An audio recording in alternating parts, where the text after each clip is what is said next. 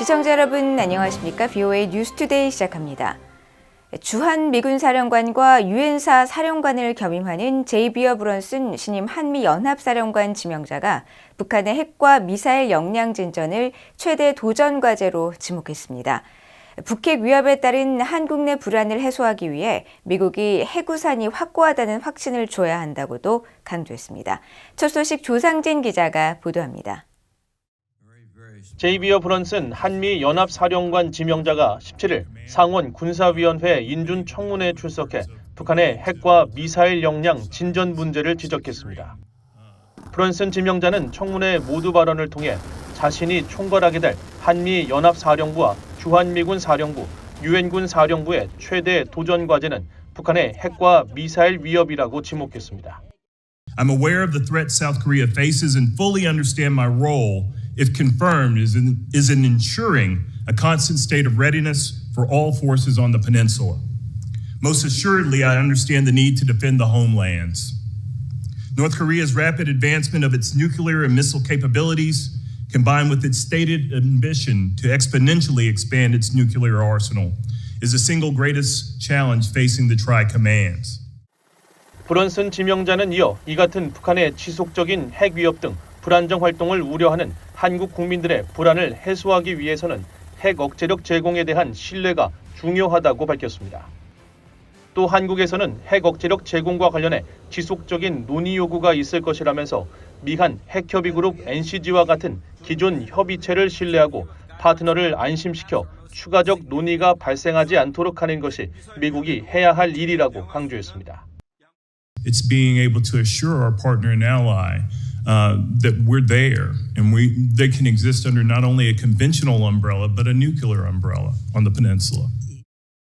브런슨 지명자는 또 최근 북한이 우라늄 농축 시설을 이례적으로 공개한 배경을 묻는 의원의 질문에는 정보 영역에서 북한의 공작 시도로 평가한다고 밝히고 영내 모든 미군 자산과 협력해 대응해야 한다고 말했습니다.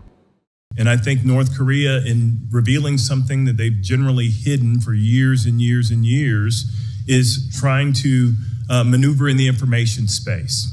That causes tectonic shifts amongst the Korean people when they see another facility, because we all know that a facility that you can process uranium in is a facility that you can make warheads in. 브런슨 지명자는 이어 북한과 러시아 간 군사 협력에도 우려를 표하면서 경각심을 가져야 한다고 경고했습니다. 특히 북한이 테러 무기전의 대가로 러시아로부터 무엇을 얻으려고 하는지를 예의 주시할 필요가 있다고 지적했습니다. 앞서 지난 11일 신임 한미연합사령관으로 지명된 브런슨 지명자는 상원 인준청문회와 대통령 임명 등 공식 인준 절차를 거쳐 한국에 부임하게 됩니다. VOA 뉴스 조상진입니다. 오스트리아 빈에서 개최되고 있는 IAEA 국제원자력기구 총회에서 북한의 핵개발 문제에 대한 규탄이 쏟아졌습니다. 또 북러 군사협력도 즉각 중단할 것을 촉구했습니다. 유럽 국가들도 북한의 핵 프로그램을 폐기하라며 한 목소리를 냈습니다. 조은정 기자가 보도합니다. 제68차 국제원자력기구 IAEA 총회에서 데이비드 터크 미국 에너지부 부장관은 북한 핵개발에 대한 국제사회의 분명한 입장을 다시 밝혔습니다. IAEA 회원국들은 북한의 핵활동을 규탄해왔으며 한반도 비핵화에 대해 계속 지지를 해왔다고 강조한 것입니다. We also underscore that for more than 30 years, IAEA member states have adopted a General Conference resolution condemning the threat posed by DPRK's unlawful nuclear activities, with all of our countries demonstrating broad international support for denuclearization on the Korean Peninsula. 터크 부장관은 이어 북한이 유엔 안전보장이사회 결의에 따른 의무를 이행하고 지체 없이 외교에 복귀할 것을 촉구했습니다. 한국의 유상임 과학기술정보통신부 장관도 북한의 핵과 미사일 프로그램은 세계 안보에 심각한 위협이라면서 강력히 규탄했습니다. 또 북러 군사협력도 즉각 중단할 것을 촉구했습니다. The increasing military cooperation between Russia and DPRK threatens peace and stability of the entire world. We urge Russia and the DPRK to immediately cease their unlawful cooperation and fully comply with all relevant UN Security Council resolutions. 일본 원자력위원회의 우에사카 미쓰루 위원장은 북한이 모든 대량 살상 무기와 모든 사거리의 탄도미사일을 완전하고 검증 가능하며 불가역적인 방식으로 포기할 것을 강력히 촉구한다고 밝혔습니다. 유럽 국가들은 17일 이어진 총회 일반 토의에서 북한의 핵과 미사일 개발과 위협 발언들을 비판하며 북한은 핵 보유국 지위를 가질 수 없다고 거듭 경고했습니다. The recent statement by the North Korean leader on plans to increase the number of nuclear weapons exponentially threatens the security and stability of the region and beyond. We join the international community in a call upon the PRK to refrain from actions that threaten international peace and security and to take steps aimed at pursuing complete, verifiable and irreversible denuclearization of the Korean Peninsula. Such reckless action will not gain to the People's Republic of Korea the status of a nuclear weapon state and any special status moreover. We call on Pyongyang to accept offers of dialogue from all interested parties to achieve the nuclearization of the Korean Peninsula. IAEA는 각국이 핵 확산 금지 조약 NPT를 준수하고 IAEA의 핵 안전 조치를 이행하는지 검증하는 역할을 맡고 있습니다. 북한은 1985년 NPT에 가입했다가 2003년 일방적으로 탈퇴를 선언했으며 IAEA는 지난 2009년 북한의 일방적인 요구로 철수한 이후 북한 핵시설에 대한 현장 검증을 하지 못하고 있습니다. VOA 뉴스 조은정입니다. 최근 유엔 대북 제재 이행 감시 활동에 참여했던 독일 함정들이 한반도 인근 공해상에서 불법 환적 정보들을 수집해 보고했다고 독일 국방부가 밝혔습니다. 독일 국방부 대변인은 16일 독일 함정들의 최근 활동과 관련한 VOA의 서면 질의에 이들 함정들의 활동은 북한의 핵과 미사일 프로그램에 대한 유엔 제재들을 이행하기 위해 이루어졌다며 이같이 밝혔습니다. 앞서 독일 국방부는 지난달 중순부터 약 한 달 동안 한반도 인근 해역에서 유엔 안보리 대북 제재 이행 감시 활동을 수행한 독일 해군 소속 바덴-브루텐베르크 호위함과 프랑크푸르트 안마인 보급함이 유엔의 눈과 귀 역할을 하면서 공해상에서의 불법 환적에 관한 정보를 수집했다고 밝혔습니다. 그러면서 의심스러운 활동과 위반 사항에 관한 정보들은 요코스카 항에 있는 집행조정실에 보고됐으며 이곳에서 자료들이 수집되고 분석된다고 설명했습니다. 북한의 정보기술 IT 인력들이 김정은 정권의 수익 창출을 위해 위장 취업을 시도하고 있다고 영국 정부가 경고했습니다. 이를 통해 얻은 수익은 대량 살상 무기와 탄도미사일 확산에 사용될 수 있다고 지적했습니다. 김시영 기자가 보도합니다. 영국 재무부가 발표한 북한 IT 노동자 위장 취업 관련 보고서입니다. 영국 재무부는 이 보고서에서 북한 정보기술 IT 노동자들이 영국과 미국 및 기타 지역의 기업에 위장 취업하고 있다고 밝히고 이 같은 사안에 대한 주의보를 발령했습니다. 보고서는 특히 현재 영국 회사들은 북한 정권의 수익 창출을 위해 제3국 프리랜서 IT 노동자로 위장한 북한 IT 노동자들의 표적이 되고 있는 것이 거의 확실하다고 밝혔습니다. 특히 현재 북한 IT 노동자들은 영국 기업에 취업하기 위해 온라인 프리랜서 플랫폼이나 구인, 구직 사이트를 이용하고 있다고 지적했습니다. 또 이들이 고의적으로 자신의 신분을 감추고 북한과의 연관성을 숨기기 위해 가명과 허위 또는 가상의 인물, 대리인 등을 활용하고 있으며 군수공업부와 원자력공업부 등 북한 정부를 대신해 기업과 개인으로 구성된 복잡한 네트워크를 통해 활동하고 있다고 밝혔습니다. 이어 불법 고용을 통해 벌어들인 자금을 확보하기 위해 전자화폐 기관이나 자금 서비스 업체, 암호화폐 거래소 제공업체의 대체 결제 수단을 활용할 가능성도 크다고 지적했습니다. 영국 재무부는 이번 주의보 발령이 북한의 대량 살상 무기와 탄도미사일 확산에 대응하기 위한 것이며 북한 IT 노동자 고용 행위는 제재 위반으로 간주될 수 있다면서 북한 IT 노동자를 고용하거나 급여를 지급하는 개인과 단체는 직간접적으로 금융제재를 위반할 수 있다고 경고했습니다. 또 금융제재 위반은 형사범죄에 해당할 수 있으며 유죄 판결 시 최대 7년의 징역형에 처해질 수 있다고 밝혔습니다. 영국 재무부는 북한 IT 종사자들이 얻은 수익은 유엔이 금지한 물품과 군사장비 구매에 사용되며 북한의 불법적인 대량 살상 무기와 미사일 프로그램에 기여한다고 밝혔습니다. 전문가들은 신종 코로나 바이러스 기간 동안 많은 기업들이 원격 근무로 전환하면서 북한의 이 같은 위장 취업 작전 확산에 영향을 끼쳤다고 분석했습니다. One other thing is the fact that during the pandemic, a lot of companies switched to remote working. Probably also helped North Koreans take advantage of the fact that sometimes you can, start work and end work at a company without ever coming face to face with people in your team because everyone is remote. 미국 등 국제사회는 북한 IT 노동자들의 위장 취업 사례가 계속 늘어남에 따라 대응 조치를 지속적으로 취해왔습니다. 미국 국무부와 연방수사국 FBI, 한국 외교부와 국가정보원 등은 지난해 10월 합동주의보를 발령하고 북한 IT 인력의 위장 취업 수법을 공개했습니다. 또 지난 5월에는 국무부가 북한 IT 노동자 관련 정보 제공에 대한 최대 500만 달러의 포상금 지급 계획을 발표했고 지난달에는 미국 법무부가 북한 IT 노동자 위장 취업을 도운 미국인을 체포하고 기소했다고 발표한 바 있습니다. VOA 뉴스 김시영입니다. 북한 연계 해킹 조직 탈륨이 VOA 등을 사칭한 인터넷 도메인 주소를 개설했다가 미국 법원에 적발됐습니다. 미국 버지니아 동부 연방법원에 지난 9일 제출된 보고서에 따르면 북한 연계 해커인 탈륨 혹은 에메랄드 슬릿의 활동을 추적하는 법원 보고관은 최근 북한 해커가 세계의 인터넷 도메인 주소를 새로 개설한 사실을 확인했습니다.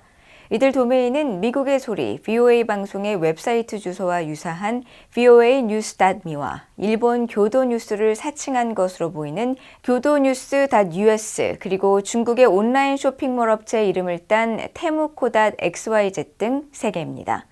앞서 미국의 마이크로소프트는 2019년 12월 자사를 사칭한 웹사이트를 개설해 민감한 정보를 탈취한 혐의로 북한 연계 해킹 그룹 탈륨에서 활동하는 익명의 인물 2명을 상대로 민사소송을 제기해 승소했습니다. 당시 재판부는 법원 보고관이 매 120일마다 탈륨의 행위를 확인해 이를 재판부에 보고하도록 했으며 이번에 공개된 보고서는 당시 판결 이후 8번째로 나온 겁니다. 북한이 1990년대 러시아에서 도입한 수송기를 공중 조기 경보기로 개조 중인 정황이 포착됐습니다. 영국 국제전략연구소 IIS 조셉 덤시 연구원은 16일 북한 평양 순안국제공항을 최근 촬영한 위성사진을 분석해 북한이 러시아에서 도입한 일류신2 76 항공기 3대 중 1대를 공중 조기 경보기로 개조 중이라고 밝혔습니다. 북한이 보유한 일류신2 76 항공기 3대 중 1대가 지난해 말 공항 내 별도 정비구역으로 옮겨져 주변 보안을 위한 울타리가 설치됐으며 최근 위성사진에는 해당 항공기 주 날개의 바로 뒤 중앙에 2개의 수직 지지대가 노출됐고 이것은 회전식 레이더 돔을 장착하기 위한 것으로 보인다고 분석한 겁니다. 또 울타리 안에 약 130제곱미터 크기의 새로운 대형 텐트 구조물이 나타났는데 이 텐트 안에 항공기에 장착할 레이더돔이 있을 가능성이 있다고 댐시 연구원은 밝혔습니다. 이와 관련해 전문가들은 공중 조기 경보기는 매우 정교한 기술을 필요로 한다면서 북한 자체 기술만으로는 레이더돔을 확보하는 것조차 쉽지 않을 것이라면서 러시아의 지원 가능성을 지적했습니다.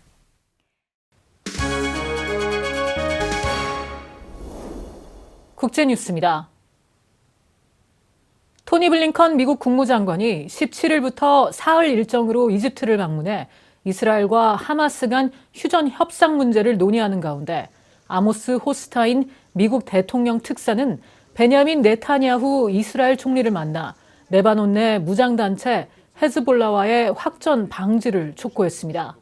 이스라엘을 방문한 호스타인 특사는 16일 면담에서 레바논과의 국경에서 헤즈볼라와 분쟁이 격화하는 건 현지 이스라엘인들을 집으로 돌아가게 하는 목표 달성에 도움이 되지 않는다고 말했다고 AP통신이 익명의 미국 관리를 인용해 보도했습니다. 보도에 따르면 호스타인 특사는 이어 네타냐후 총리가 레바논에서 전면전을 벌일 경우 광범위하고도 장기적인 영내 분쟁을 촉발할 위험이 있다면서 미국은 외교적 해법 모색에 최선을 다하고 있다고 강조했습니다. 이에 대해 네타냐후 총리는 북쪽 안보 상황에 근본적 변화가 없는 한 주민들을 돌려보낼 수 없을 것이라며 필요한 일을 실행할 것이라고 말했습니다. 헤즈볼라는 가자 지구에서 이스라엘과 하마스의 전쟁이 중단돼야 자신들도 전투를 중단할 것이라고 말해왔습니다. 하마스와 헤즈볼라, 예멘의 후티 반군 등은 대표적인 영내 친이란 무장단체로 분류됩니다. 레바논의 이슬람 무장단체 헤즈볼라 무장대원들이 사용하는 무선 호출기가 폭발해 1,000명 이상이 부상한 것으로 알려졌습니다. 로이터와 AP통신 등은 17일 소식통을 인용해 레바논 수도 베이루트 남부 외곽 지역에서 폭발로 인한 광범위한 혼란이 벌어졌다고 보도했습니다. 폭발한 호출기는 헤즈볼라가 몇 달 전 도입한 기종이며 오후 3시 45분부터 1시간가량 폭발이 계속됐으며 모즈타바 아마니 레바논 주재 이란 대사도 호출기 폭발로 다쳤다고 로이터 통신이 이란 반관영 메흐르 통신을 인용해 전했습니다. 레바논 보건부는 부상자 치료를 위해 모든 의료 종사자들에게 병원으로 출근하라고 지시했습니다. 미국의 월스트리트 저널 신문은 폭발한 호출기는 헤즈볼라가 최근 며칠 사이 수령한 배송물에서 나온 것이며 내부에 설치된 프로그램이 장치를 가열시켜 폭발했을 가능성이 있다고 전했습니다. 익명의 헤즈볼라 관계자는 로이터 통신에 이번 폭발은 이스라엘과 1년 가까이 계속되어온 분쟁에서 가장 큰 보안 사고라고 말했습니다. 한편 이스라엘군은 폭발에 대한 언론들의 문의에 응답하지 않았습니다. 미국과 인도의 외교, 국방 고위 관리들이 국방과 우주 분야 등에서의 협력 방안을 논의했다고 미국 국무부가 밝혔습니다. 국무부 대변인실은 16일 인도 뉴델리에서 열린 제8차 미국-인도 2+2 대화 보도자료에서 양국의 외교와 국방 고위 당국자들이 만나 국방과 우주, 민간 항공 협력, 청정에너지와 산업 및 물류 협력 등 우선 과제들에 대한 논의에 진전을 이뤘다고 밝혔습니다. 또 양측은 우크라이나의 정의롭고 지속 가능한 평화를 위한 지원과 팔레스타인 가자 지구에서의 휴전과 인도주의적 지원 등 다양한 국제 현안들에 대해 논의했다고 설명했습니다. 앞서 조 바이든 미국 대통령은 지난해 6월 미국을 국빈 방문한 나렌드라 모디 인도 총리와 정상회담을 하고 신기술 협력과 무역 분야 등에서 역사상 그 어느 때보다 강력하고 긴밀하며 역동적인 양국 파트너십을 재확인했습니다. 한편 미국과 중국의 군 지도자들은 15일 중국 베이징에서 국방 실무 회담을 열고 우크라이나 전쟁과 타이완 문제 등 현안을 논의했습니다. 미국과 중국 간 차관복급 국방 실무 회담은 2021년 타이완 주권 문제와 신종 코로나 바이러스 기원 논란 등으로 중단됐다가 지난해 말 열린 미중 정상회담을 계기로 2년 만인 지난 1월에 재개됐습니다. 로이터 통신은 양국 군사 지도자들은 이번 회담은 문제 해결보다는 긴장 완화와 원활한 소통을 통한 충돌 예방에 중점을 뒀으며 미중 간 군사적 신뢰 구축과 협력 강화를 위한 중요한 발걸음으로 평가된다고 보도했습니다. 초강력 태풍 버빙카가 16일 중국 상하이에 상륙하면서 40만 명이 넘는 주민이 대피했습니다. AP통신 등에 따르면 버빙카는 16일 오전 7시 30분쯤 상하이에 상륙했으며 당시 태풍 중심 최대 풍속은 초속 42m, 중심 기압은 955 헥토파스칼에 달했습니다. 버빙카는 1949년 이후 상하이에 상륙한 태풍 가운데 가장 강력하다고 현지 매체들은 전했습니다. 중국이 17일까지 중추절 연휴에 들어간 가운데 태풍으로 인해 여객기와 여객선, 열차 등 각종 교통수단이 중단됐고 상하이 공항은 여객기 수백 편의 운항을 취소했습니다. 현재 상하이 주민 41만 4천 명이 대피한 가운데 구호당국은 만일의 사태에 대비하고 있으며 현지 소셜미디어에는 태풍 영향으로 가로수가 뿌리채 뽑혀 넘어진 모습과 건물이 파손된 영상이 올라왔습니다. 지금까지 국제뉴스였습니다. 이상으로 BOA 뉴스투데이를 모두 마칩니다. 시청해주신 여러분 고맙습니다.